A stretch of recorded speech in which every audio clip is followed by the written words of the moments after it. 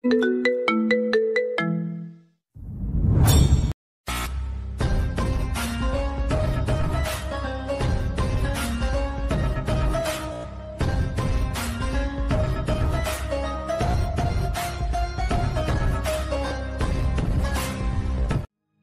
দিনের ক্যাম্পেইন শেষে সবাই পরের দিন ঢাকাতে আসার প্রিপারেশন নেয়।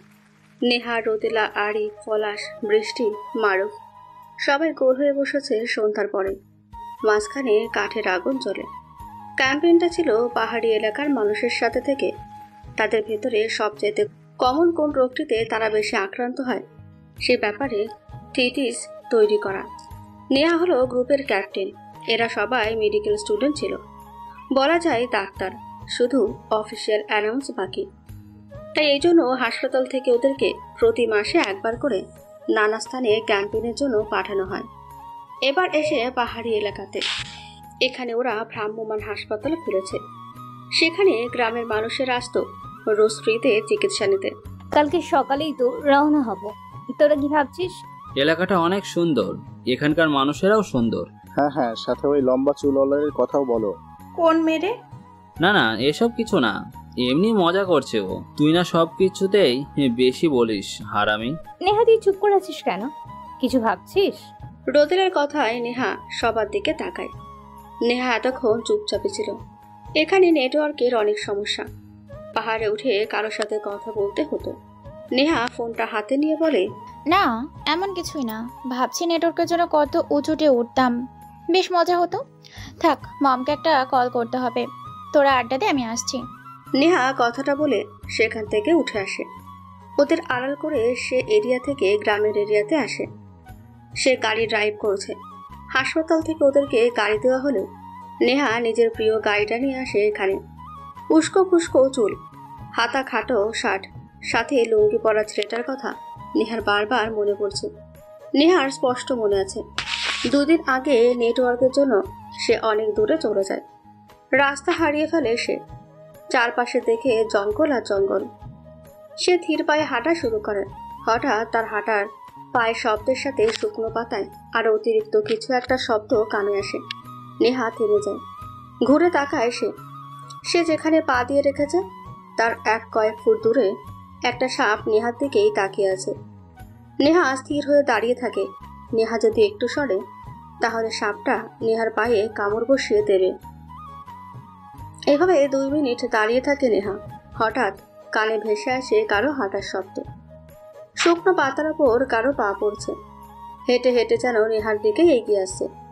কয়েক মিনিট পর নেহার সামনে একটা ছেলে এসে দাঁড়ায়। মাথা ভর্তি চুল, মুখে কোনো দাড়ি নেই। নেহার চোখে মুখে তখন ভয়ের ছাপ। ছেলেটা নেহার দিকে তাকিয়ে বলে, নড়বেন না, ভয়ের কিছু নেই। বাংলাদেশের সব সাপ বিষাক্ত হয় না, তারপরও মানুষ সাপের কামড়েই মরে। কেন মরে জানেন?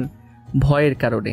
সাপের বিষের থেকে মানুষের মনের ভিতরে ভয়ের বিষাক্ততা বেশি প্রকোপ হয়, যার জন্য মারা যায়। ছেলেটা কথা বলতে বলতে সাপটার মাথা খপ করে ধরে, তারপর দূরে ছুড়ে দেয়। নেহা অজ্ঞান হয়ে পড়ে যায় সেখানে। ছেলেটা দ্রুত গিয়ে নেহাকে ধরে। একটা গাছের সাথে হেলান দিয়ে রেখে সে জল আনতে যায়। নেহার মুখে ছিটিয়ে দেয়। নেহা জলের স্পর্শে চোখ মেলে তাকালো সামনে। সেই ছেলেটা দাঁড়ানো। ছেলেটা বলে, আর ভয় নেই। আপনি ঠিক আছেন? হ্যাঁ, আমি ঠিক আছি, কিন্তু আপনি? নেহার কথার জবাব দেয় না। ছেলেটা ঘুরে হাঁটা শুরু করে। নেহা উঠে দাঁড়িয়ে ছেলেটাকে ডাকলো। আপনি কে? ছেলেটা একটু দাঁড়ালো, ঘুরে তাকিয়ে বলে, ডাকনাম আবির। সাথে সাথেই নেহা বলে, আর রিয়েল নাম? ছেলেটা কয়েক সেকেন্ড তাকিয়ে বলে, আসল নাম নিলয়। আবির নামে ছেলেটা আর দাঁড়ালো না সেখানে। হন হন করে জঙ্গলের ভেতরে চলে যায়। নেহার ফোন তখনই বেজে ওঠে। পকেটেই ফোন ছিল ওর। স্ক্রিনে তাকিয়ে দেখে রোদেলা কল করেছে। নেহা রিসিভ করে। কোথায় তুই? সন্ধ্যা হয়ে আসছে, আমরা পাহাড়ে আছি, এই জন্য নেট পেল। তুই কোথায়? পাহাড়ের পাশে যে উঁচু জঙ্গল আছে, এটার ভিতরে। নেহা ফোন কেটে আবিরে চলে যাওয়ার দিকে তাকিয়ে থাকে। এত দ্রুত ছেলেটা যে কোথায় গেল সেটা নেহা বোঝার চেষ্টা করে। কিছু সময় পর ওর বন্ধুরা আসে নেহার কাছে। প্রশ্ন করে সবাই, এখানে কি করছিস? আমি পথ হারিয়ে ফেলেছিলাম। আচ্ছা চল এখন ক্যাম্পে। সেদিনের পর নেহা ছেলেটাকে একদিন খুঁজতে আসে। ছেলেটাকে একটা জঙ্গলের রাস্তায় বসে থাকতে দেখা যায়। একই পোশাক গায়ে ছিল। নেহা ছেলেটার কাছে যাওয়ার জন্য পা বাড়ায়।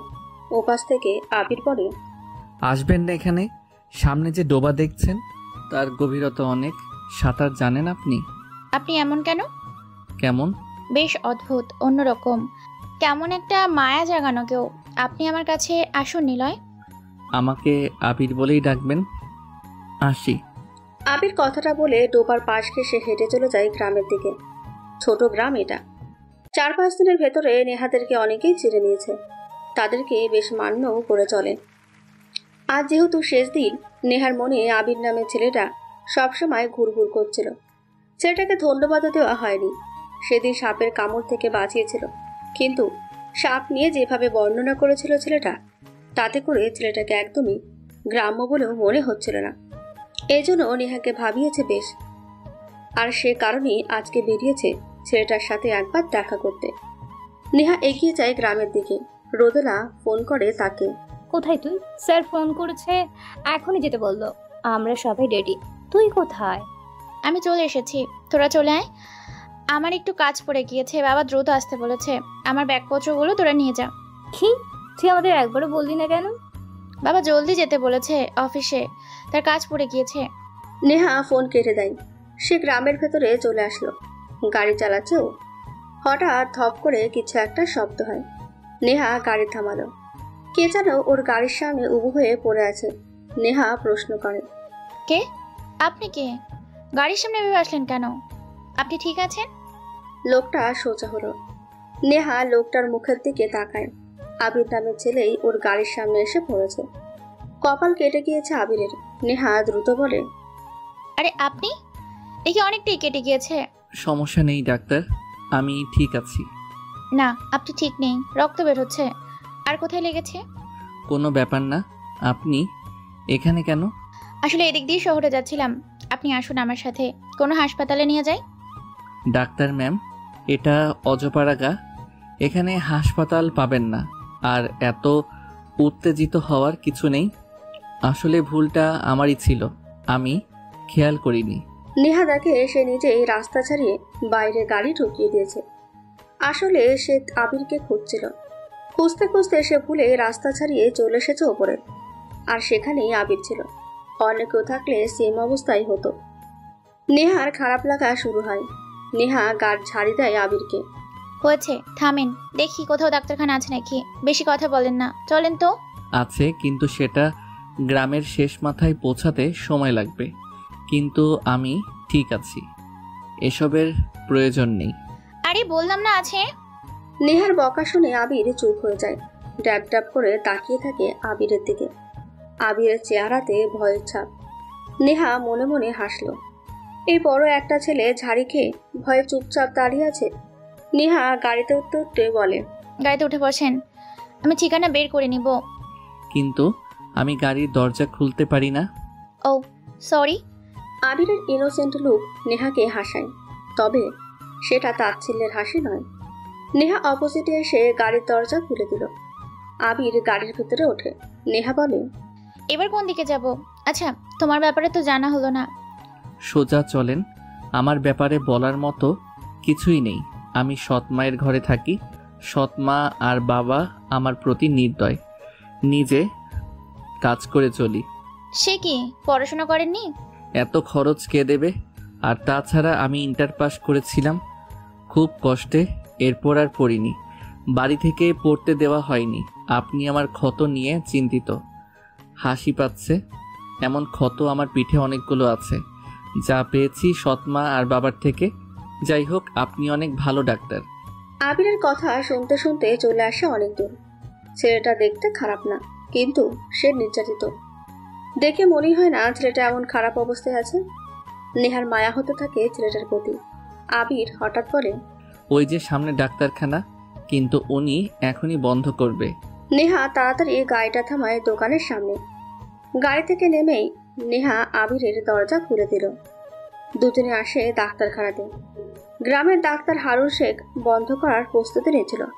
তখনই ওরা দুজন এসে পৌঁছায়। নেহা বলে, আমি ডাক্তার নাবিলা জারিন নেহা। আমার সাথে একটা পেশেন্ট আছে, আমি নিজেই তাকে সেবা দিব। আপনি কি অনুমতি দিবেন? হ্যাঁ ঠিক আছে।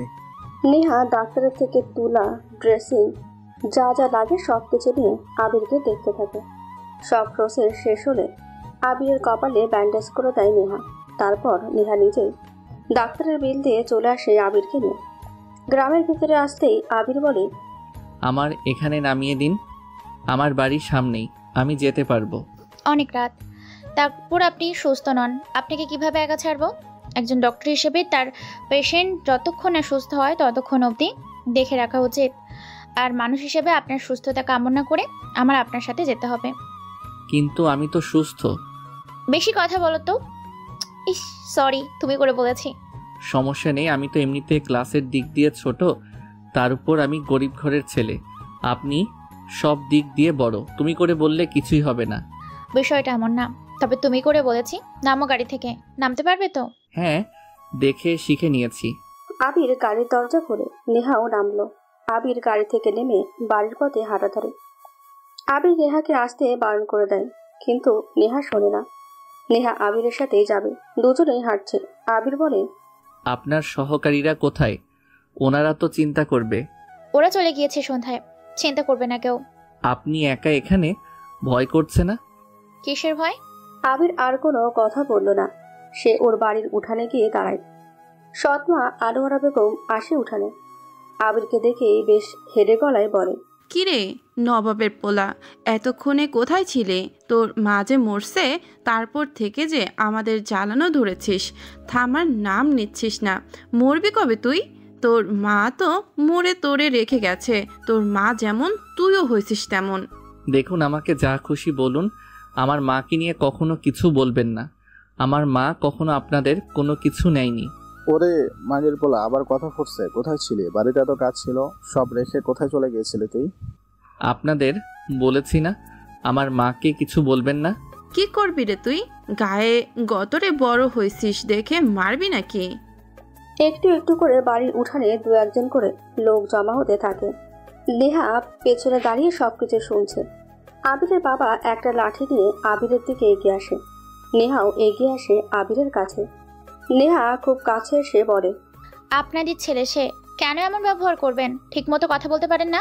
নেহার কথা শুনে সবাই তাকায় নেহার দিকে। এখন অনেকগুলো মানুষ জড়ো হয়েছে।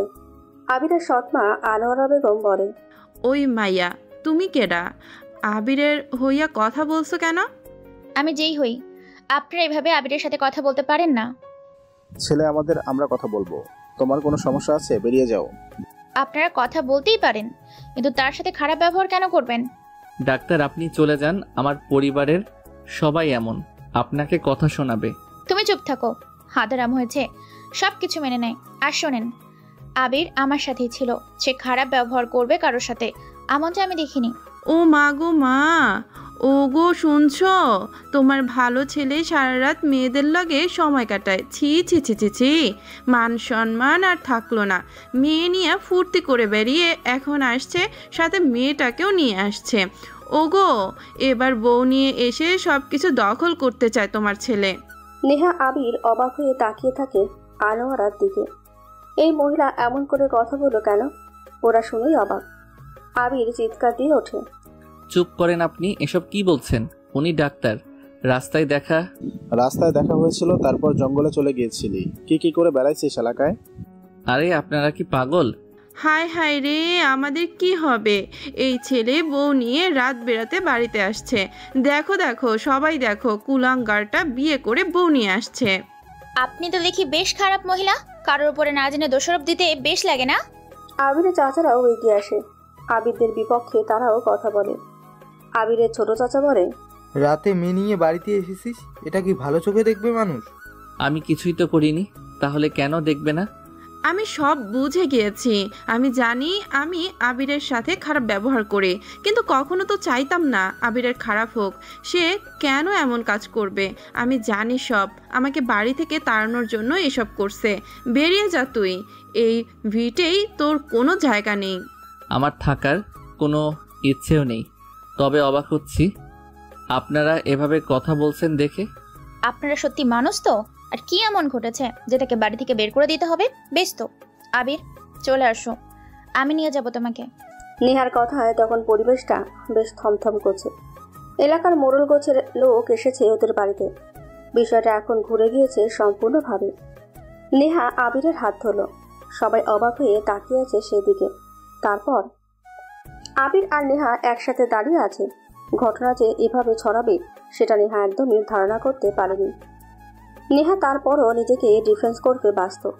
মোড়ল সাহেব বললেন, আমাদের গ্রাম সুন্দর একটি গ্রাম, এখানে অসামাজিক কিছু কখনো ঘটেনি।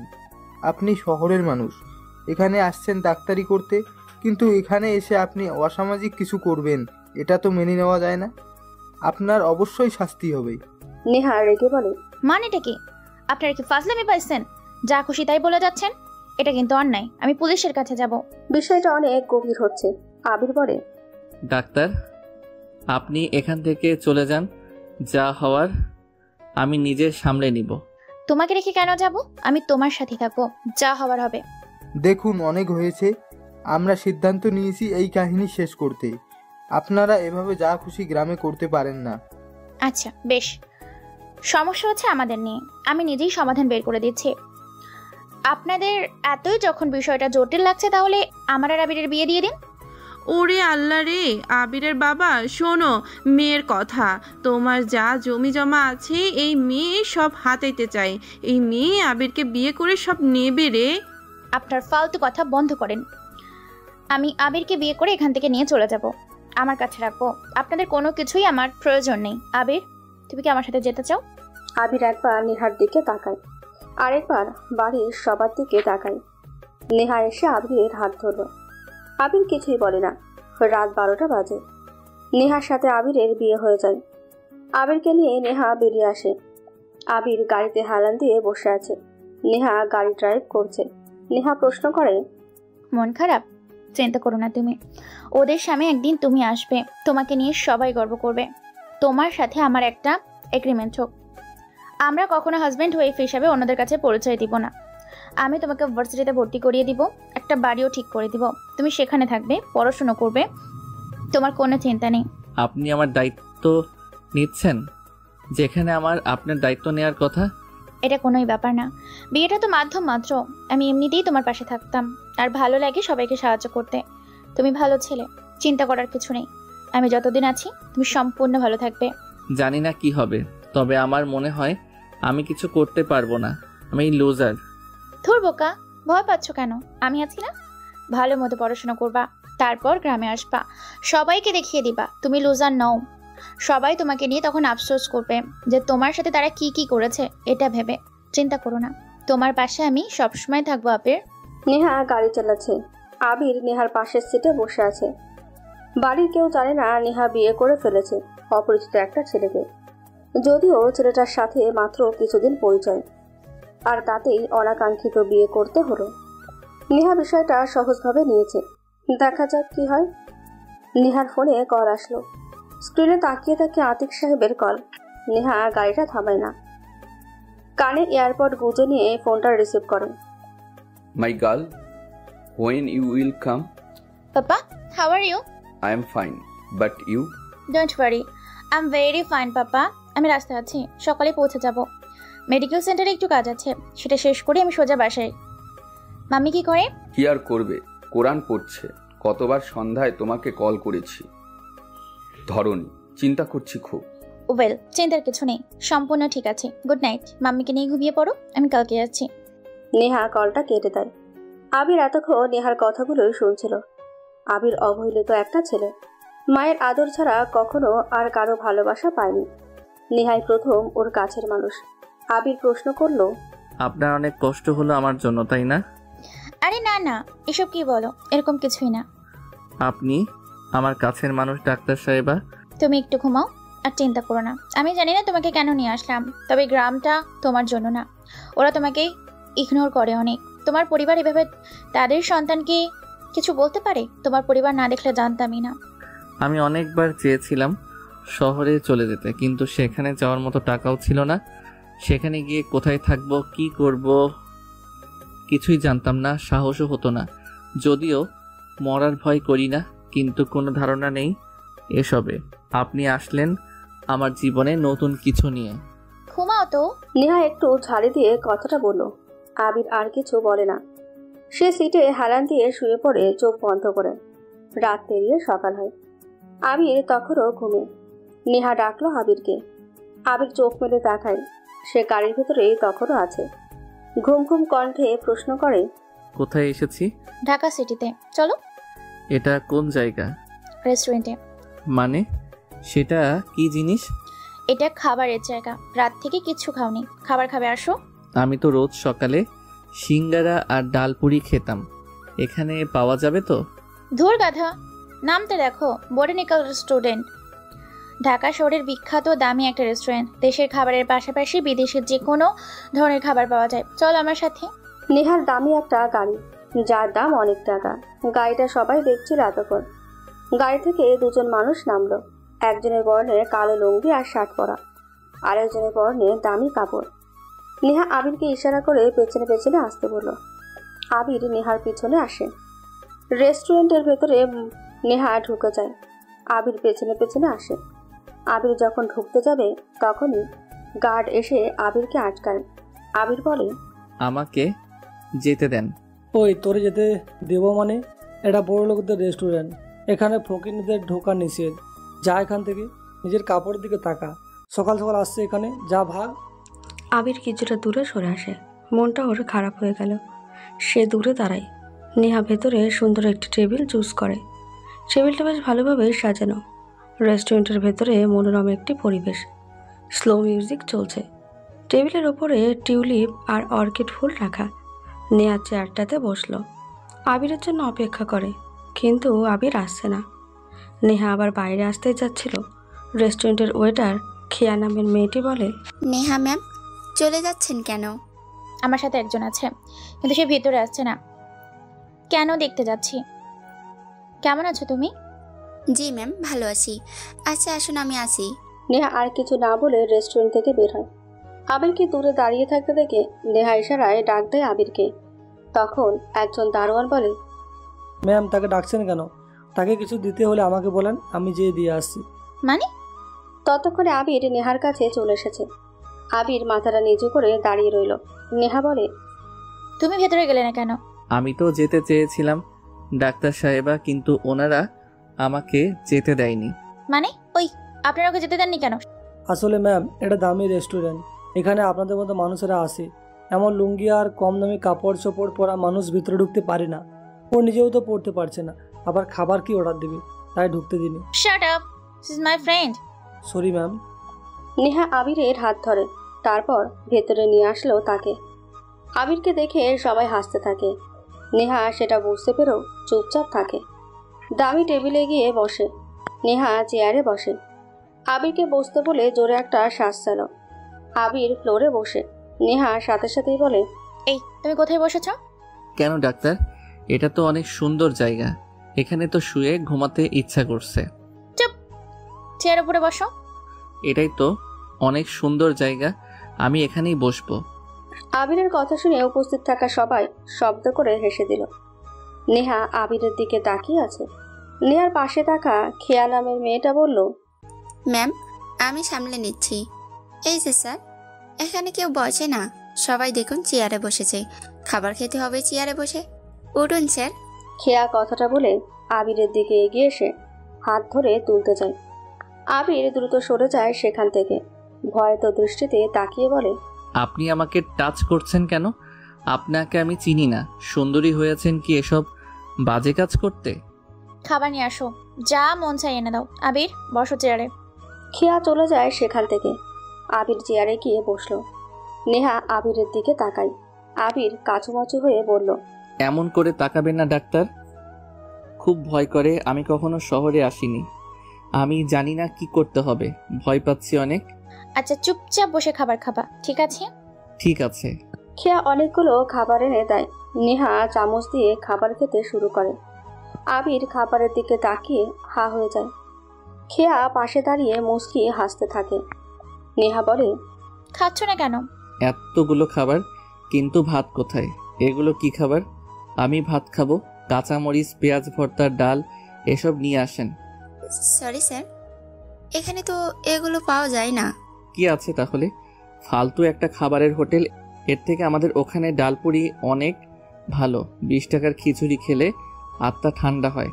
আপনারা ফালতু হোটেল খুলে বসে আছেন। ধুর। আবিরের কথা শুনে আবারও সবাই হাসতে শুরু করে। নেহা কিছুই বলে না। এমন লজ্জাকর সিচুয়েশনে প্রথমবার নেহা পড়ল, কিন্তু কি আর করার। আবির তো এখন নেহার হাজবেন্ড, আর আবির এসেছে গ্রাম থেকে। আবিরের থেকে কথাগুলো শোনাটা স্বাভাবিক বিষয়।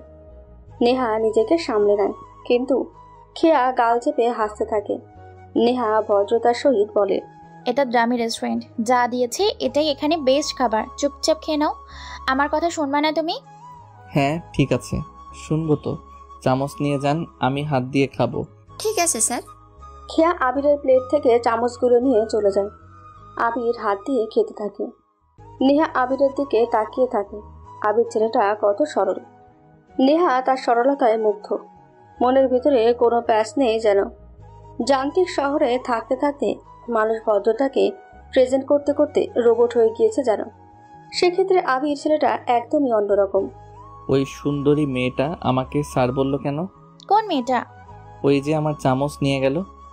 ও খেয়া, এখানকার ওয়েটার। বেশ ভালো আর ভদ্র মেয়ে, ভার্সিটিতে পড়ে আর এখানে পার্ট টাইম কাজ করে। ওয়েটার মানে যে খাবার পরিবেশন করে? হ্যাঁ। ধুর, তাই বলে এত সেজে গুজে আসতে হবে? মনে হচ্ছে এখানে তাকে পাত্রপক্ষ দেখতে আসছে। আমাদের পাড়ার খাবার হোটেলের একটা ছেলে আছে, নাম রত। আমি গেলেই বলে, কি খাইবেন বস? যদি বলি ভাত এনে দে, সাথে ভর্তাটা ভালো মতো করিস, রতন রেগে বলে, পারবো না ওসব, যেভাবে দিব সেভাবে নেন। তারপর ভয়ে আমরা যা দেয় তাই খাই। এখানে কোনো ওয়েটার এমন করলে তুমি সরাসরি চট দিলেও কিছু বলবে না।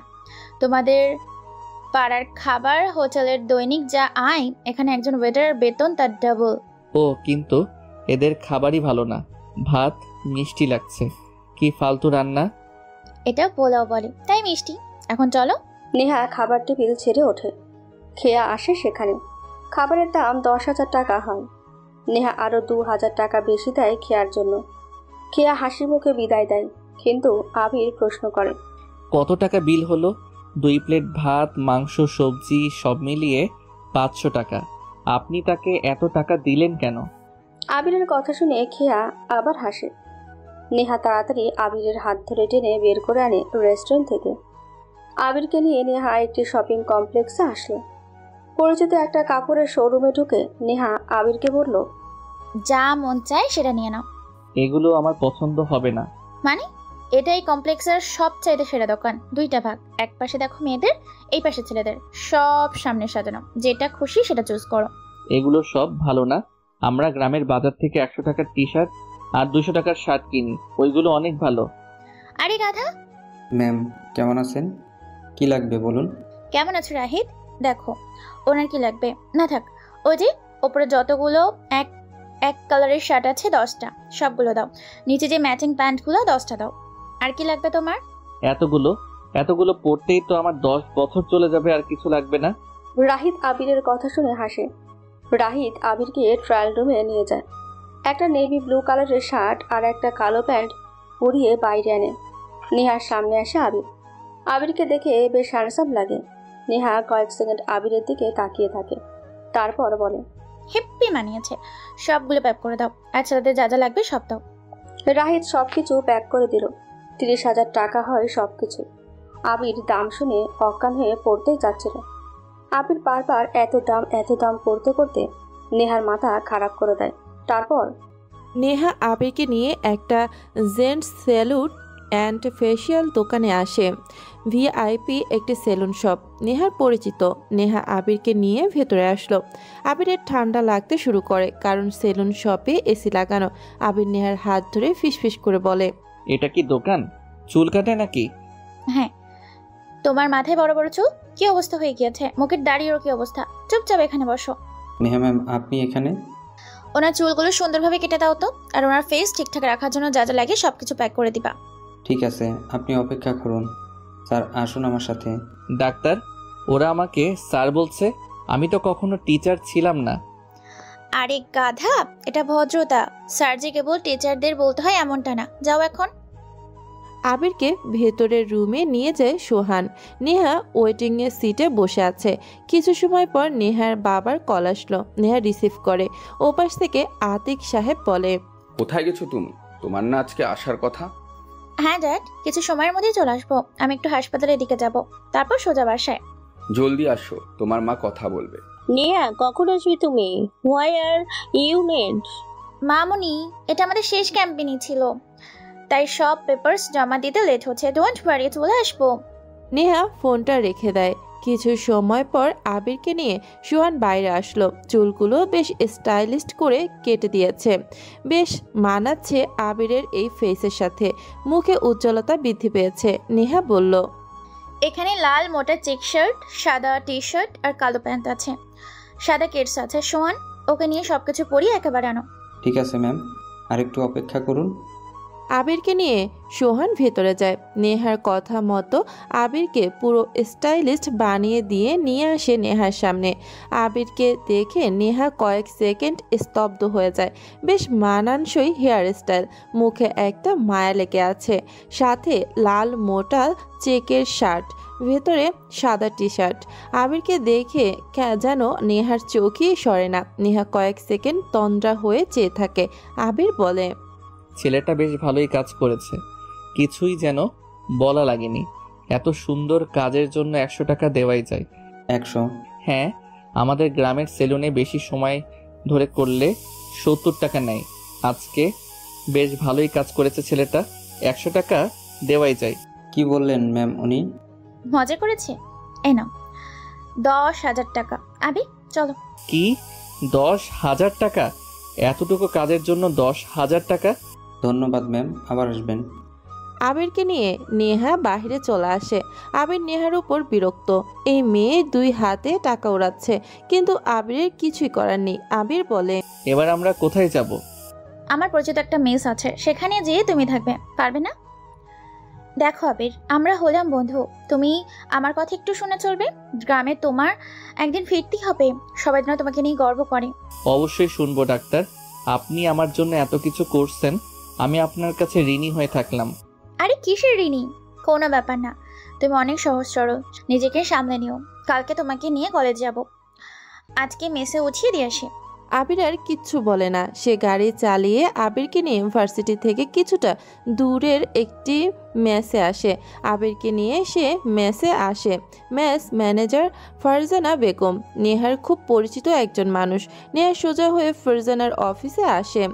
ফারজানার সাথে তার হাজবেন্ড ফারুক মিয়াও থাকে। ফারুক মিয়া একটু কড়া ধরনের লোক, তারপরও নেহার সাথে পরিচিত ওনার আছে। ফারুক সাহেব, ওনার জন্য একটা রুম দিন, যেই রুমটাতে কেবল উনিই থাকবেন। তিনি শুধু একাই থাকবে নাকি তুমি থাকবো? এসো। না, আমি কেন ছেলেদের মেসে এসে থাকবো? শুধুমাত্র আবির থাকবে। ঠিক আছে, প্রতি মাসে ভাড়া কিন্তু অনেক বেশি। সমস্যা নেই, রুম বুক করুন। নেহার কথা মতো রুম দেয় ফারুক মিয়া। তারপর নেহা আবিরকে নিয়ে সেই রুমে আসে। ভিআইপি একটা রুম। নেহা রুমের চারপাশটাতে তাকায়। আবির বলে, ডাক্তার, আপনি আমার জন্য এত কিছু কেন করছেন?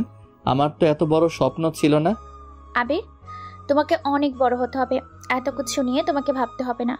কালকে এসে তোমাকে ভার্সিটিতে নিয়ে যাব, পড়াশোনা করবা। ঠিক আছে। আচ্ছা থাকো, তোমার সাথে কালকে কথা হবে। নেহার কথাটা বলে চলে আসে মেস থেকে। তার এরপর সোজা বাড়িতে আসে নেহা।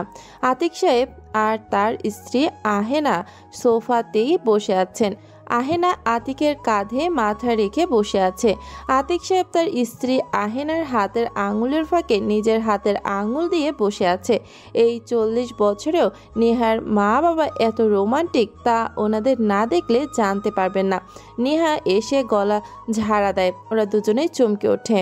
ইস, তোমাদের প্রেমিক কাবাব মেহাদি হয়ে গেলাম, সরি। মাই ডিয়ার ডটার, কখন এসেছো? এই মাত্র। কেমন আছো তোমরা? আপনি কে? কাকে চান? বাহ, এত অভিমান করে আছো। মম, জানো কত কাজ। কিন্তু আমি তো তোমাকে আমার কোম্পানি সামলাতে বলেছিলাম। সেটাও তো করি, কিন্তু অনেক কষ্ট হয়। একদিনের মেডিকেল সামলানো নাকি বিএম কোম্পানি সামলানো। সব করতে হবে তোমার, জানোই তো তুমি আমার একমাত্র মেয়ে। যাও ফ্রেশ হয়ে হও। ঠিক আছে। নেহা চলে আসে নিজের রুমে, গা থেকে ড্রেস চেঞ্জ করে ওয়াশরুমে প্রবেশ করে। শাওয়ার ছেড়ে দিয়ে আবিরের কথা ভাবতে থাকে। কিভাবে যে কি হলো, হঠাৎ করে সে বিয়ে করবে একদমই ভাবেনি। বিয়ের বিষয়টা কেউ জানে না, পরে সবার সাথে পরিচয় করে দেবে আবিরকে, কিন্তু তার আগে আবিরকে বড় পর্যায়ে যেতে হবে। আকাশ খবরের কাগজটা হাতের মধ্যে নিয়ে ছোট্ট ক্রিকেট বল বানিয়ে ডাস্টবিনে জোরে ছুঁড়ে মারে। এরপর ডাস্টবিনটাতে জোরে একটা কিক দিয়ে বলে, ফাক দিস লাঠি হের, আমার ওকে চাই, কিন্তু সে আমার থেকে বারবার অধরা হয়ে থাকছে। রিল্যাক্স আকাশ, তোমার কাছে ক্ষমতা, চেহারা, টাকা সব আছে, কিন্তু তুমি সেটা সঠিক সময়ে প্রয়োগ করতে পারো না। শাট আপ দ্যাট, আমি এত কিছু জানি না, আমার নেহাকেই চাই। সেজন্যই তো বলেছিলাম নেহার সাথে বন্ধুত্ব করো, করলে না। চেষ্টা তো কম করিনি, কিন্তু শালির দেমাগ বেশি, পাতা দেয় না কাউকে, উঠিয়ে আনবো তাকে আমি। এই তো গেমে আরেকটা ভুল সিদ্ধান্ত নিয়ে আউট হতে যাচ্ছ। একটা শুকনো গাছের ডালে ঝোলার থেকে গাছটাই কাটা দরকার। না থাকবে গাছ, আর না ইচ্ছে হবে গাছে উঠে ঝুলতে। তোমার কথা আমি বুঝি না, তবে হ্যাঁ, আমি সত্যিই নেহাকে ভালোবাসি ড্যাড। ভালোবাসলে সেটা জোর করতে হয় না, এমনিতেই হয়। পত্রিকাটি ছুঁড়ে মারার কিছু ছিল না। আমারও রাগ হয়, আমারও কষ্ট হয়। বিএম কোম্পানির এত উন্নত কীভাবে করছে, তার পিছনে অবদান আতিক আর নেহার। এজন্য নেহাকে তোমার বউ বানাতে পারলে আমার সব কিছু হাতে চলে আসবে। ড্যাড, তুমি তো স্বরাষ্ট্রমন্ত্রী, তুমি ওদের কোম্পানি বন্ধ করে দিতে পারো না? এটা সম্ভব না আতিক, একটা ঠান্ডা মাথার মানুষ শেষে মন্ত্রিত্ব নিয়ে টানরানি পড়বে। তুমি নেহার সাথে দেখা করো, কথা বলো। আকাশ পত্রিকাটা ছুঁড়ে ফেলেছিল, কারণ প্রতিনিয়ত আতিক সাহেবের কোম্পানির উন্নতির খবর ছাপা হচ্ছে, আর সেই সাথে সাজিদ সাহেবের সুজার কোম্পানি দিন দিন লসের দিকে পড়ছে। সেই কারণেই আকাশ রেগে পত্রিকা ছুঁড়ে মারে। আবির বসে আছে রুমে একটা টেবিল রাখা, আরেকটি কাপড় রাখার জায়গা, সব কিছু আছে এখানে। গরম পড়েছে বেশ, রাত 9টা বাজে। একটু আগেই ফারুক সাহেব খাবার পাঠিয়েছে। আবির এখনো দেখেনি কি খাবার। সে জানালা দিয়ে রাতের শহর দেখছে, আর নেহা বিছানায় শুয়ে পড়েছে। একটু আগেই তার মা আহেনা বেগম খাবার খেতে ডাকলো। ঠিক তখনই আবিরের কথা মনে পড়ে নেহার। ছেলেটার একটু খোঁজ নেওয়া হয়নি, কিন্তু কিভাবে খোঁজ নেব? নেহা মনে মনে বলে, একটু খোঁজ না নিলেও হবে না, কিন্তু কিভাবে? ছেলেটা তো নাম্বারও নেই। নাম্বার কি? তার কাছে তো ফোনই নেই। ইস, কি গাধি আমি, একটা ফোন কিনে দিলাম না। যাই, এখন ফোনের ব্যবস্থা করি। কথাগুলো ভাবতে ভাবতে রোদেলাকে কল দেয় সে। কি ব্যাপার ম্যাম, এত জলদি অ্যাসিস্ট্যান্টের কথা মনে পড়লো? রোদ, তোর ছোট চাচুর মোবাইল সব খোলা আছে? হ্যাঁ আছে তো, কেন, কি করবি? একটা ফোন লাগবে।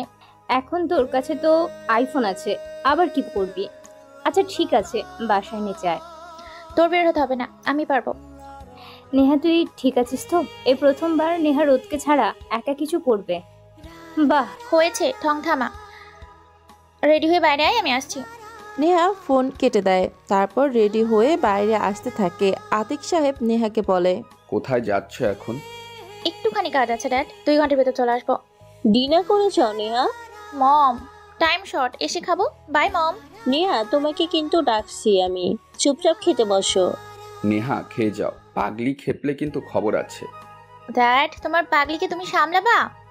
নেহা 1 চামচ খাবার মুখে নিয়ে জুস গালে ঢেলে দ্রুত বের হয়। তারপর স্কুটি স্টার্ট দিয়ে সোজা চলে আসে রোদেলার বাড়ির সামনে।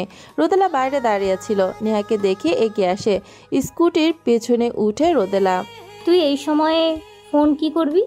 লাগবে, তোকে আবার নামিয়ে দিয়ে যাব, বুঝলি? কেন, তুই কোথায় যাবি? নিরিবিলিতে যাব। কি কি বললি তুই? মেয়ে হয়ে ছেলেদের হোস্টেলে, তা আবার ভিআইপি সাইটে, কি ব্যাপার? নেহা চমকে ওঠে। ভুলে সে আবিরের কথা বলেই দিচ্ছিল, কিন্তু রোদেলাকে সে কি বলবে? রোদেলা সত্যটা না জানা অবধি নেহাকে ছাড়বেও না। রোদেলা আবার প্রশ্ন করে, কি হলো, চুপ কেন? আমি তো বাড়িতে আসছি না, আমিও যাব তোর সাথে। এ অবধি নেহা যেখানে গিয়েছে রোদেলাও সেখানে গিয়েছে। মোবাইল শপে এসে পড়েছি নাম।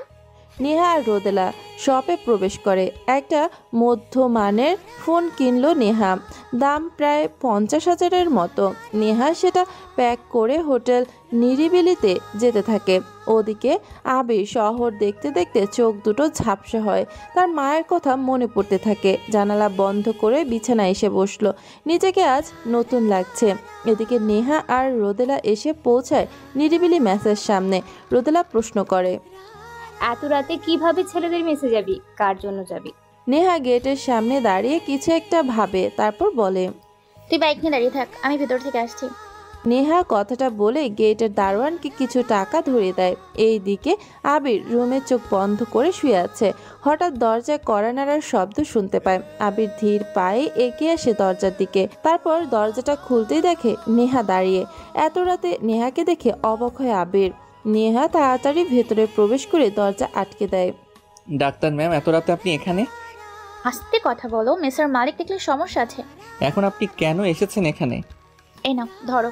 এটা কি? এটা ফোন, সিমও আছে। ফোনে আমার নাম্বার সেভ করা। সবকিছু ঠিক করে নিও। আচ্ছা, কিন্তু এত রাতে এখানে আসার দরকার? আমি তো এমনিতে ঠিকঠাক আছি, ফোন লাগবে না। বেশি বুঝো তুমি। নাও ধরো। ঠিক আছে। খেয়েছো তুমি? না। আচ্ছা খেয়ে নাও, বাই। আপনি খেয়েছেন? না, সেভাবে খাইনি। না হলে আপনি যখন খাবেন তখন খাবো। এখন বাই।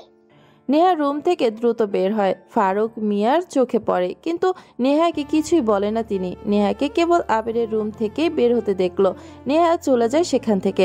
আবির ফোনটা হাতে নিয়ে তাকিয়ে আছে ফোনের দিকে। নেহা বাইকের কাছে আসলো। রোদেলা মশার কামড় খেয়ে খেয়ে নেহার উপরে বিরক্ত।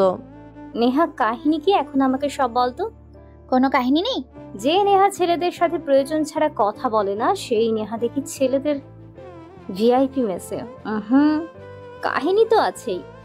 আসলে আমার এই দূর সম্পর্কের কাজিন আবির নাম, সে বিপদে পড়ে আসছে। আর ও আমার মা বাবাকে ভয় পায়, সেজন্য বাসা নিতে পারলাম না, এখানে রেখেছি।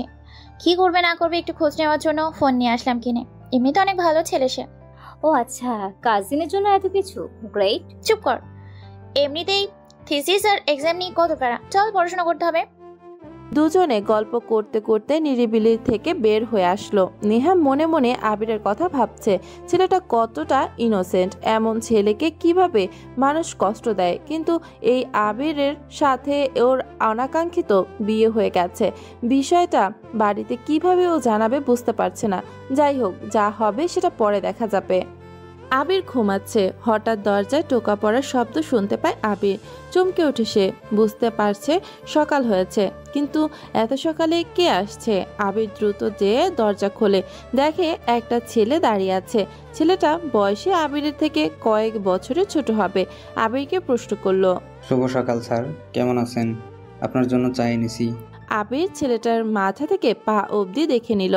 ছেলেটা দেখতে খারাপ না, মুখে একটা মিষ্টি হাসি লেগে আছে। আবির চা হাতে নিল। ছেলেটাকে প্রশ্ন করলো, আপনি কে? হঠাৎ চা দিলেন? আপনি আমাকে তুমি করে বলবেন। আমি শুভ। এই ম্যাচের সার্বিক দেখাশোনার দায়িত্ব আমার, মানে আমার চাকরি সার্ভিস প্রদান করা।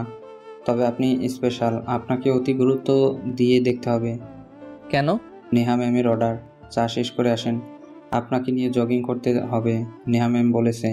ও, কিন্তু আমার এসব ভালো লাগে না। নেহা ম্যামের কথা নাকি আপনি শোনেন? আচ্ছা, তুমি অপেক্ষা করো, আসছি। আপনি নার্ভাস হচ্ছেন কেন? চিন্তা নেই আপনার। আবির চা হাতে ভেতরে আসে। হঠাৎ ফোনের রিংটন বেজে উঠল। আবির ফোনের দিকে তাকায়। কালকের রাতে নেহার দেওয়া ফোনটা বাজছে। আবির ফোনটা হাতে নিল। নেহা নামে সেভ করা নাম্বারটি। আবির রিসিভ করলো। শুভ সকাল আবির। শুভ এসেছে? চা দিয়ে গেছে তোমাকে? হ্যাঁ ডাক্তার ম্যাম, আপনি যে কি করেন? ছেলেটা কি রোজ ডাকতে আসবে? হ্যাঁ, ওর সাথে সকালের খাবার খাবে। এখন চা শেষ করো, ওর সাথে মাঠে যাও, তারপর দুজনে যা খুশি করো। কিন্তু ডাক্তার। নেহা ফোন কেটে দেয়। আবির চা শেষ করলো। তারপর বাহিরে আসে। বাহিরে আসতে ফারুক মিয়ার সাথে ওনার দেখা। লোকটাকে দেখেই আবির দাঁড়িয়ে যায়। ফারুক মিয়া আবিরের কাছে আসলো। প্রশ্ন করলো, এটা ছেলেদের থাকার জায়গা। এখানে যারা থাকে তারা ভালো করেই জানে মেয়ে মানুষ এলাও না। নেহাকে বলবা রাতে যেন না আসে। জি আচ্ছা স্যার। আমাকে স্যার ডাকতে হবে না। আচ্ছা। থাকতে সমস্যা হলে বলিও। এটা বাসা বাড়ির মতোই, শুধু স্পেশাল কিছু আছে, সময় মতো জানতে পারবা। যাও। আবির যেন হাঁপ ছেড়ে বাঁচল। দ্রুত ফারুক মিয়ার সামনে থেকে চলে আসে। পেছনে তাকানোর সাহস পেল না সে। নেহা তার বাবার সাথে জগিং করছে। নেহার মা আহেনাও এসে জয়েন করে। আতিক সাহেব আহেনার হাত ধরে নেহার সামনে হাতে হাত রেখে দুজনে ধীর গতিতে দৌড়াচ্ছে। নেহা হাঁপিয়ে একটা বেঞ্চে বসলো। আতিক সাহেবও পাশে এসে বসে। নেহাকে বলে, কি হলো, থেমে গেলি কেন? দ্রুত চল, অফিসে লেট হবে তো। তোমার অফিস লেট হবে তো বসছো কেন? তুইও যাবি অফিসে? কতদিন হলো যাস না? কাজ পড়ে আছে। যাবো, আজ আমার কাজ আছে অনেক। কিসের কাজ? আছে মেডিকেল কলেজে, ফ্রি হয়ে অফিসে যাব। ঠিক আছে ডিয়ার গার্ল, যাই। তোমার মামাকে একটু জড়িয়ে ধরি, হাঁপিয়ে যাচ্ছে উনি। ইয়েস ড্যাড, যাও, গেলাম আমি। নেহা চলে আসে সেখান থেকে। তাড়াতাড়ি ফ্রেশ হয়ে না খেয়ে বের হয় বাড়ি থেকে। গাড়ি চালিয়ে সোজা আবিরের মেসের সামনে আসলো। আবিরের তখন শুভর সাথে দৌড়াচ্ছে। শুভ বলে, নেহা ম্যাম এসেছে, চলেন। আবির দৌড়ে গেটের কাছে আসে। নেহাকে দেখে বলে, আপনি এখন এই সময়ে? খাবার খেয়ে বের হও, আমি অপেক্ষা করছি। আচ্ছা। আবির জলদি রুমে আসলো। খাবার কোনো মতে খেয়ে রেডি হয়ে বের হলো। নেহা গেটের সামনেই ছিল। আবির এসে নেহার গাড়িতে বসলো। নেহা গাড়ি স্টার্ট দেয়। আবির প্রশ্ন করে, আমরা কোথায় যাচ্ছি? ঢাকা ভার্সিটিতে। ওখানে কি কাজ? তোমাকে পড়াশোনা করতে হবে। আমি পড়বো, কিন্তু সেখানে পড়তে তো অনেক খরচ, চান্স পাওয়া লাগবে তো।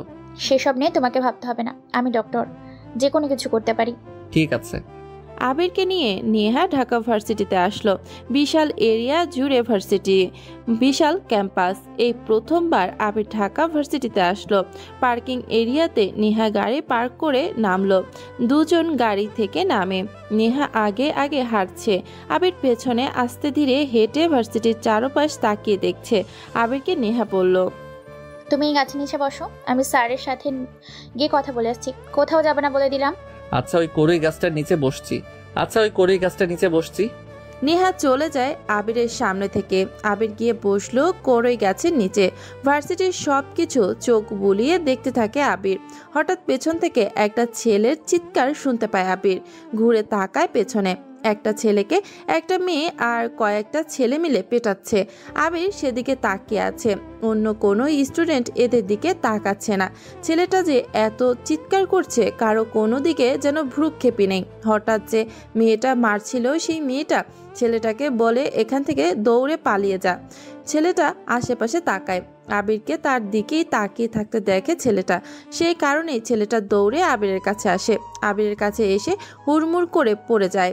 হাঁপাতে হাঁপাতে বলে, ভাই আমাকে বাঁচান প্লিজ, তিথা আমাকে মেরে ফেলবে, আমাকে বাঁচান। আপনি কে? আমি শাওন, তিথা আমাকে মেরে ফেলবে, আমাকে বাঁচান, আমাকে একটু পানি খাওয়াবেন। শাওনের কথা শুনে আবির বসা থেকে উঠে দাঁড়ালো। নেহার গাড়িতে পানি দেখেছিল আবির। আবির শাওনকে বসিয়ে পানি আনতে চায়। 1 মিনিটের ভিতরে আবির পানি এনে যখন ফেরে, তখন দেখে তিধা শাওনের পাশে এসে দাঁড়িয়েছে। তবে তিধার এত দেখার সময় তিধার নেই।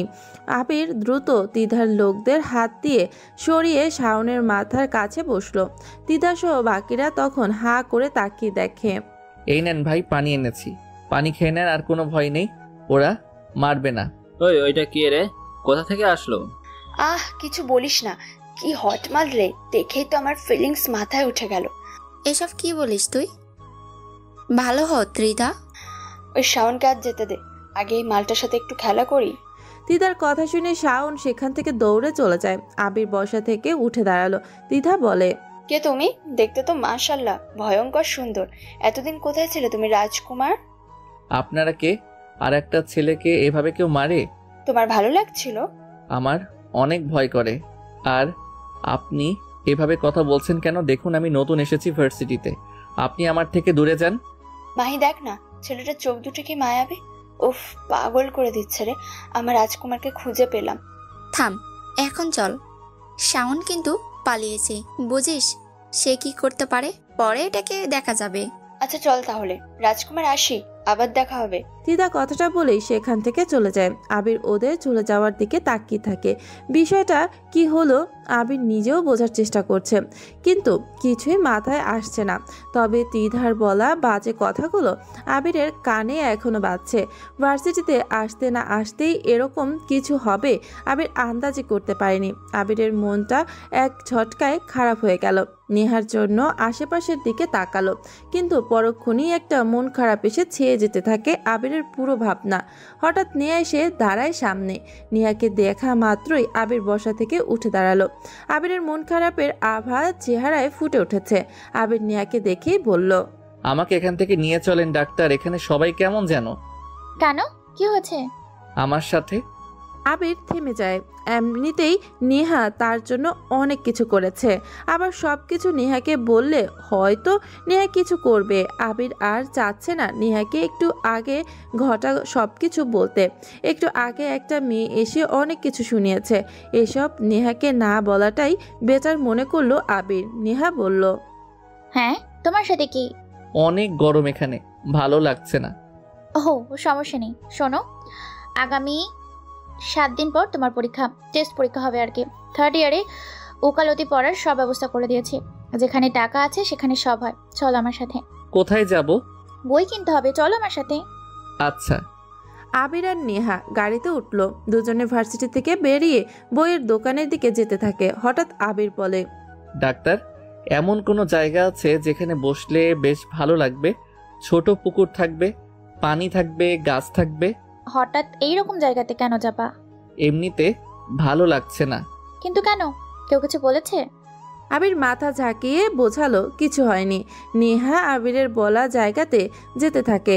আবিরের মন থেকে তিধার বলা কথাগুলো যেন চাচ্ছেই না।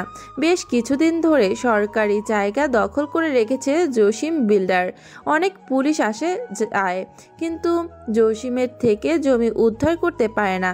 জমিটাতে একটা দোতলা বাড়ি, আর সেই বাড়িটা পোড়া বাড়ি, অর্থাৎ বাড়িটা আগুনে পোড়ানো হয়েছে। এই বাড়িটাতে কে বা কারা থাকতো কেউ জানে না। শুভ একজন সিক্রেট অফিসার। জসিমের লোকজন তাকে পিস্তল নিয়ে তাড়া করে। শুভ সিক্রেট অফিসার বলেই সে পালিয়েছে, কারণ তার কাছে কোনো অস্ত্র ছিল না। শুভ পুরা বাড়িটার নিচ তলাতে ঢুকলো।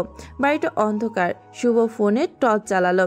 দেয়ালে অনেক কিছুই প্রিন্ট ছিল, বেশ ভালো মতোই পুড়েছে। নিচ তলাতে তেমন কিছুই নেই। টর্চ মারতে মারতে শুভ একটা আধ পোড়া সিঁড়ি দেখতে পেল। সিঁড়িটা 2 তলাতে চলে গেছে। শুভ 2 তলাতে আসে। 2 তলা যেন আরও পুড়ে গেছে। শুভ টর্চ মারতে মারতে একটা দরজার কাছে আসলো।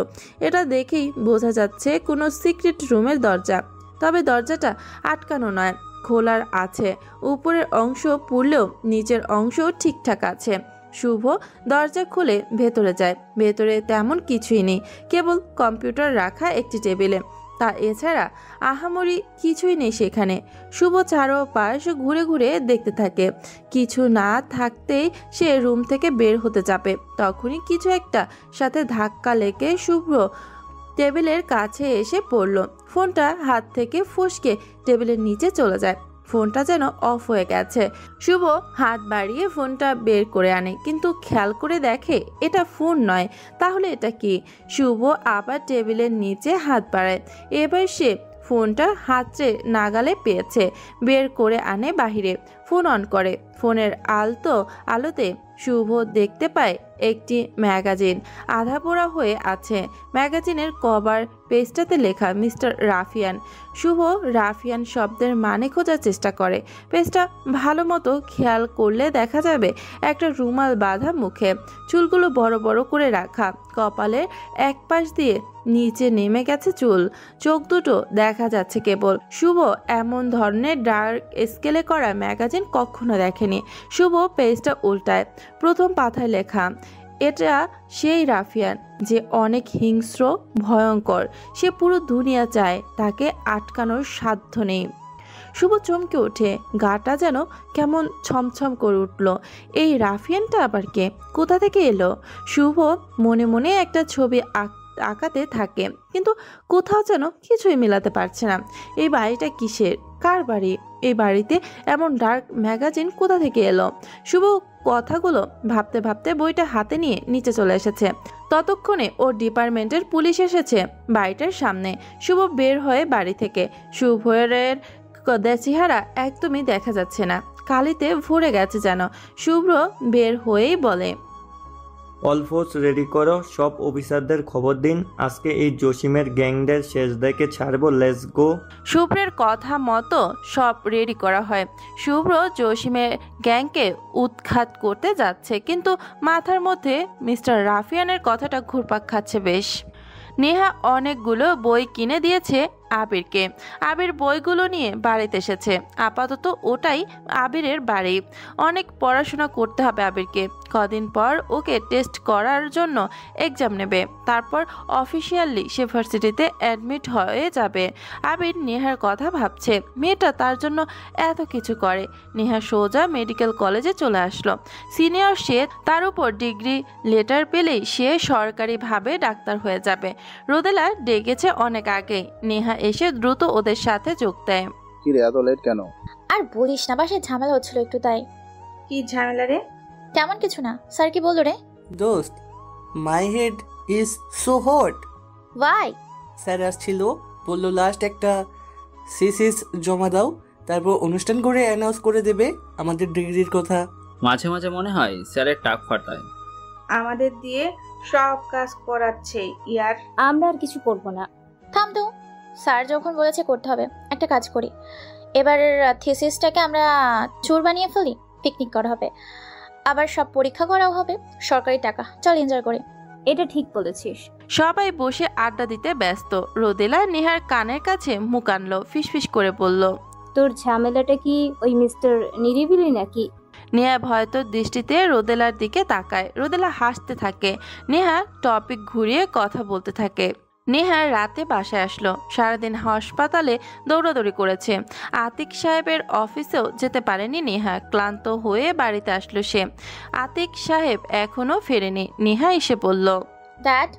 নেহার মা আহেনা বেগম নেহার সামনে আসলো। নেহার দিকে তাকিয়ে বলে, তোমার ড্যাড এখনো ফেরেনি। কখন আসবে তিনি? কল রিসিভ করছে না। আচ্ছা, চিন্তা করো না, ড্যাড চলে আসবে। নেহা আর তার মা বসে গল্প করছিল। কিছু সময় পর আতিক সাহেব বাড়িতে আসলেন। আহেনা দরজা খুলে দিল। আতিক সাহেব চেহারাতে চিন্তার ছাপ। সোফাতে এসে বসলেন। নেহা প্রশ্ন করলো, কি হয়েছে ড্যাড? তেমন কিছু না, ওই যে সাজিদ সাহেব আছে, সে ইচ্ছে করে আমাদের প্রজেক্ট ডাউন করার জন্য সেম কোয়ালিটির প্রোডাক্ট মার্কেটে ছেড়ে দাম কমিয়ে দিয়েছে। এটা কি তারা প্ল্যান করে করছে নাকি কিছুই জানি না। আচ্ছা, don't worry dad, I can handle it. Atiq সাহেব হাসলেন। নেহা সবার সাথে গল্প করে। খাবার খেয়ে ফোন হাতে নিয়ে বসলো। রোদেলার মেসেজে আসে, কি রে নিরিবিলি, কি করিস? রোদ, কি শুরু করলি তুই? কিসের নিরিবিলি? তোর কোনো কাজ নেই নাকি? ছেলেটার নাম কি রে? কবে দেখাবি? আমাদের নেহা তলে তলে টেম্পু চালায়। আরে তুই চুপ করবি? যা, অফ যাচ্ছি। নেহা কথাটা বলে নেট কানেকশন অফ করার জন্য প্রস্তুত হয়। তখনই আবির নামের আইডি থেকে একটা সবুজ বাতি জ্বলে ওঠে। এই সময় আবিরের কথা মনে পড়ে নেহার। তাকে ব্যস্ততার কারণে খোঁজই নিতে পারেনি নেহা। আইডিটা নেহা খুলে লগ ইন করে রেখেছিল। সেই সাথে ওর আইডির সাথেও অ্যাড হয়ে আছে। আবিরকে অনলাইনে দেখে নক দেয়। কি ব্যাপার, এত রাতে অনলাইনে কি করো? আবির জানালার পাশে বসেছিল, বইগুলোর দিকে তাকিয়েছিল অনেকক্ষণ। রাতে খাবার শেষ করে সেই যে জানালার পাশে এসে তিধার কথাগুলো ভাবছিল। ভাবনা থেকে যায়নি সে। হঠাৎ মেসেজ আসে, টুং করে শব্দ হয়। আবির ফোনটা হাতে নিয়ে দেখে ফেসবুক থেকে নেহার নাম থেকে মেসেজ এসেছে। আবির মেসেজটি পড়ল, তারপর রিপ্লাই দিল, এমনিতে কোনো কাজ নেই, এত রাতে অনলাইনে থাকে কাপলরা। যাও আপ যাও, বই পড়ো। তাহলে আপনি কি করেন অনলাইনে? আপনি কার সাথে কথা বলছেন? কমেন্ট বক্সে যেসব ছেলেগুলো ভালোবাসি বলে তাদের সাথে? এজন্য রাতে অনলাইনে আসলেন সারাদিন শেষে? এই রে, নেহা আবিরকে কি কথা শোনালো। এখন তো দেখা যাচ্ছে আবির নেহাকে পাল্টা প্রশ্ন করছে। নেহা কোনো জবাব দিতে পারে না। আবির উত্তরের অপেক্ষা করছে। শেষমেশ আবির বলে, কি ব্যাপার, আপনার কোনো কথা নেই নাকি? কার সাথে কথা বলছেন? আমি কার সাথে কথা বলবো? এই ছেলে, পড়াশোনা নেই তোমার? অনলাইনে গেম? যাও পড়তে বসো। রাতে না একদম অনলাইনে না দেখি। আপনি টিচার নাকি? এইভাবে টিচারের মতো কথা বলেন কেন? ভয় করে আমার। ভয় পেলে তো ভালো, যাও বই পড়ো। কিন্তু মনে হচ্ছে আপনি ভয় পাচ্ছেন। সত্যি কি কারোর সাথে চ্যাট করছেন নাকি? আরে না, আমি তো অনলাইন আসতে সময়ই পাই না, আর আসলেও তো এসব চ্যাট করি না। তাহলে কি কল দিয়ে কথা বলেন? না তো, কেন কাউকে কল দিব? ও, আপনার প্রোফাইল পিকচারটা অনেক সুন্দর তো। একজন কমেন্ট করেছে, উফ নেহা তোমাকে দেখে প্রেমে পড়ে গেলাম। ইনবক্সে আসো তো, খুব তাড়াতাড়ি দেখা হবে আমাদের। কমেন্টটা কিন্তু অনেক সুন্দর, তাই না ডাক্তার? নেহা আবিরের কথার কোনো জবাবই দিতে পারে না। এই ছেলেকে নেহা কেবল প্রশ্ন করছে এত রাতে অনলাইনে কে। তারপর থেকে আবির একের পর এক প্রশ্ন করেই যাচ্ছে। নেহা হঠাৎ কেমন যেন ভয় পাচ্ছে। তবে এই ভয় পাওয়ার পেছনে কারণ কি? আবিরকে সে ভালোবাসে? ধুর, এত দ্রুত কারো প্রতি ভালোবাসা কাজ করে নাকি? তাহলে আবির যা খুশি বলুক, তাতে নেহার কি? আচ্ছা যাচ্ছি, আসবো না আর এই রাতে অনলাইনে। বই পড়ো তুমি। আচ্ছা। আবির অনলাইন থেকে চলে আসে। ফোনটা বিছানায় রেখে জানালা খুলে দাঁড়ালো। হঠাৎ দরজায় টোকা পড়ার শব্দ শুনতে পায় আবির। আবির দরজা খোলে। শুভ দাঁড়িয়ে। শুভ প্রশ্ন করলো, স্যার আপনার কিছু লাগবে নাকি? তোমাকে না বলেছি স্যার না বলতে? ভাই ডাকতে পারো। ঠিক আছে, কিছু লাগবে ভাই আপনার? আমার তো কিছু লাগবে না। কে আসতে বললো তোমাকে? ম্যাম বলেছে, মানে নেহা ম্যাম। না, কিছু লাগবে না, ঘুমিয়ে পড়ো। শুভ চলে যায়। আবির বিছানায় এসে শুয়ে পড়ে। সকাল হয়। আবিরের ঘুম ভেঙে ফোন কলের শব্দে তাকে দেখে নেহার নাম সেভ করা নাম্বার থেকে কল এসেছে। আবির তাড়াতাড়ি রিসিভ করে। আবির রিসিভ করতে ওপাশ থেকে নেহা বলে, কি করছিলে তুমি? ফোন ধরো না কেন? সরি, ঘুমিয়েছিলাম ডাক্তার। আচ্ছা দ্রুত রেডি হয়ে নাও, আমি আসছি। তোমাকে ক্লাস করতে হবে। স্যার বললে এক্সামের আগে এমনিতেই ক্লাসে এসে বসো। চলো ক্লাসে। আমি ক্লাস করব? না না, থাক, ক্লাস করতে হবে না। চুপ, দ্রুত রেডি হও। নেহা কথাটা বলে নিজেও রেডি হয়। গায়ে সাদা শার্ট আর কালো কোট পরে নিল। তারপর হালকা কিছু সাজুগুজু করে ডাইনিং টেবিলে আসলো। আতিক সাহেব খাবার টেবিলে বসেছিল। আহেনা বেগমও আছে। নেহাকে দেখে বলল, কি ব্যাপার, এত সকালে কোথায় যাও? অফিসে যাব, কয়েকদিন পর একটা থিসিসের জন্য শহরের বাইরে যেতে হবে, তাই কয়েকদিন অফিসে বসবো। হাসপাতালে কোনো কাজ নেই। এভাবে পারবে তুমি? তোমাকে বলেছিলাম অফিসটা সামলাও। তুমি ডাক্তার নিয়ে পড়লে কিভাবে যে সামলাবে কে জানে। জানো তো আমাদের তুমি ছাড়া আর কেউ নেই। চিন্তা করো না মম, আমি সব সামলে নিতে পারবো। আসছি এখন। সে কি, পুডিংটা খেয়ে নাও, তোমার ফেভারিট তো। পরে খাবো, অনেক কাজ আছে। নেহা বের হয় বাড়ি থেকে। গাড়ি নিয়ে সোজা আবিরের মেসের সামনে এসে দাঁড়ায়। আবির ততক্ষণে রেডি হয়ে নেহার জন্য অপেক্ষা করছিল। নেহাকে দেখে আবির দ্রুত এগিয়ে আসে। আবির বেশ সাবলীল স্টাইল করে আসে। সাধারণত ভেতরে বেশ অসাধারণ লাগছে। নেহা আবিরের দিকে কয়েক সেকেন্ড পলকহীনভাবে তাকিয়ে থাকে। নেহা আবিরকে নিয়ে ভার্সিটির দিকে যেতে থাকে। বলেছিলাম না বাবা, আতিক সাহেবের বিজনেস ডাউন করে দেব, সেটাই হলো। কিন্তু আমি করেছি এসব নেহা তো জানে না। ওর সাথে ফ্রেন্ডশিপটা ঠিকঠাক থাকবে। আকাশের কথা শুনে সাজিদ সাহেব মুচকে হাসল। ছেলের মধ্যে তার মতো শয়তানি কাজ বেশ ভালোই আছে। তো সাজিদ সাহেব নিজের ছেলের দিকে তাকিয়ে পড়ে, এবার আতিক সাহেব বুঝবেন বিজনেসে টিকে থাকতে কত কি করতে হয়। ড্যাড, খেলা তো এবার জমবে। তবে আমার নেহাকে চাই। আমি সত্যিই নেহাকে ভালোবাসি। নেহাকে আমার এনে দাও। নেহাকে আমার কাছে এনে দাও। নেহাকে তুমি পটাবে, সেটা তোর উপর ডিপেন্ড করছে। আমি এত কিছু জানি না। আমার নেহাকেই চাই। নেহাকে আমার লাগবেই। পাগলামি শুরু করলি কেন? নেহার সাথে কথা বল, দেখ কি হয়। আর তাছাড়া আতিক সাহেব বিজনেস দরকার আমার, তার মেয়েকে না। আমার তার মেয়েকেই লাগবে, নাহলে আমি তোমার কিছু হতে দেব না। আকাশ রাগ দেখিয়ে অফিস থেকে বের হলো। সাজিদ সাহেব জানে আকাশ নেহার জন্য পুরাই পাগল। নেহাকে দেখার পর থেকেই আকাশ নেহাকে ভালোবেসে ফেলে। আকাশ নেহার জন্য পাগলামি করতেও প্রস্তুত। তবে সমস্যা হলো নেহা আকাশকে কেবল ফ্রেন্ড হিসেবেই দেখে, কারণ আকাশের সাথে নেহার কলেজে থাকতে পরিচয় হয়েছিল। তবে আকাশ দেশের বাইরে চলে যায় পড়াশোনার জন্য।